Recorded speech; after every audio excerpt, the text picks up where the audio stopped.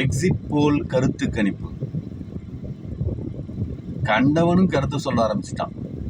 அதனால கன்ஃபியூஸ் ஆகுது சீரியஸா. ஆமாம், நமக்கு ஒரு கான்ஃபிடென்ட் இருக்கும் தெரியுமா? அந்த கான்ஃபிடென்ட்டுக்கு இவங்க தான் வின் பண்ணுவாங்க. ஒரு டீலிமிட்டேஷனுக்கு அப்புறம் என்ன தமிழ்நாட்டில் ஒரு பெரிய மாற்றம் நடந்திருக்கு, யார் வின் பண்ணுவாங்கங்கிறது நம்ம ஒரு ஜட்ஜ்மெண்ட் வச்சுருக்கோம்.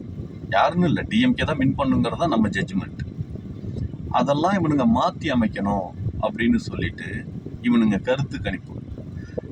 உதாரணத்துக்கு இது விஜய் கோயில் கோயிலாக போய் கும்பிட்டுக்கிட்டு இருக்காரு. அவர் ஒவ்வொரு கோயிலாக கும்பிட கும்பிட கும்பிட அவ்வளோ சக்தி வந்துருச்சு. இப்போ அவர் தான் ஆட்சி அமைப்பார் அப்படிங்கிறது மாதிரி ஒரு கருத்து கணிப்பு சொல்லியிருக்கானுங்க. எனக்கு இந்த கருத்து கணிப்புலாம் பார்க்குறப்ப உதாரணமாக நீங்கள் பாம்பே போயிருந்தீங்கன்னா கிராண்ட் ரோடுன்னு இருக்குது. அதாவது அந்த வீதியே விபச்சார வீதி மாதிரி. அங்கே இருக்கிற பெண்கள்லாம் வாசலில் நின்று கூப்பிட்டுக்கிட்டு இருப்பாங்க. இந்த கருத்து கணிப்பு எடுக்கிறவங்களாம் அந்த ஒரு வீதியை பார்த்துட்டு டோட்டல் பாம்பேவே விபச்சாரம் பண்ணி தான் எல்லாரும் வாழ்ந்துக்கிட்டு இருக்காங்க அப்படின்னா அதை நம்ம எந்த கணக்கில் எடுத்துக்கிறதுன்னு தான் தெரியல.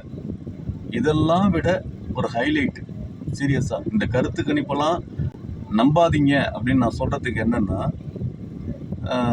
பயங்கரமாக சிரிப்பு வந்ததுக்கும் காரணம் சசிகலா அம்மையார் இருக்காங்கல்ல, அவங்க ஒரு கட்சி வச்சுருக்காங்க. அந்த கட்சி பேர் கூட வாயில் வர மாட்டேங்குது, தென்னந்தோப்பு.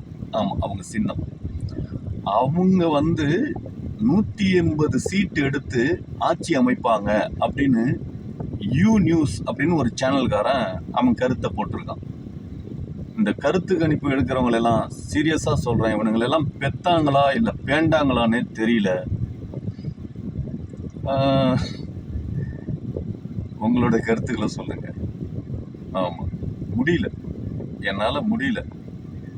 இந்த நாடும் நாட்டு மக்களும் நாசமாய் போகட்டுங்கிற அளவுக்கு தான் இருக்குது. நல்லா இருக்கிறதுக்கு ஒரு கருத்து கூட வரல. என்னத்தை சொல்கிறதுன்னு தெரியல.